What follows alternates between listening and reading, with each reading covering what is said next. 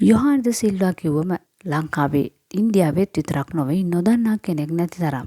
මැනිකේ මගේ හිතේ කියන ගීතයේ කවර සෝං එක කරලා ඒ ගීතයේ මුල් අයිතිකාරය ලබා ගන්න බැරි වුණු තරමේ ලෝක ප්‍රසිද්ධියක් දිනාගත්තේ ඇය. ඒ ගීතය වඩාත් ජනප්‍රිය වුණේ ඉන්දියාවේ නිසාම පසු කාලීනව යොහානි තමන්ගේ සංගීත කටයුතු වල පහසුවක් වෙන්නත් එක්කම ඉන්දියාවේ පදිංචියට යනවා. කොහොම වුණත් ඇය සිංහල ගීත ගායනය වගේම නිර්මාණයත් අත්හැරියේ නෑ. පසුව ඇය ලංකාවේ ඉතාමත් ජනප්‍රිය ගීත රැසක් නිර්මාණය කළා. එහෙම තමන්ගේ නිර්මාණ කරගෙන පාඩුවේ හිටපු යොහානි ගැන අපට ඉතාමත් කණුගාටුදායක පුවතක් අසන්නට ලැබුණා. ඒ අසනීප තත්ත්වයක් හේතු රෝහල්ගත කළ බවක් ඒ වගේම එහිදී ඇය සැත්කමකට මුහුණ දුන් බවක්ද දැනගන්නට ලැබුණා. ඒ පිළිබඳව ඇය තමන්ගේ මුහුණු පොතට එක් කළ තිබේ මෙන්න මේ වගේ සටහනක්. පොඩි සැත්කමක් කළා. මගේ කටේ මැහුම් දැක්කොත් බය වෙන්න එපා. පණිවිඩවලට සහ පරීක්ෂා කළාට ස්තුතියි. මම දැන් හොඳින් ඉන්නවා යනුවෙන් ඇය සටහන නිමා කළ තිබ්බා.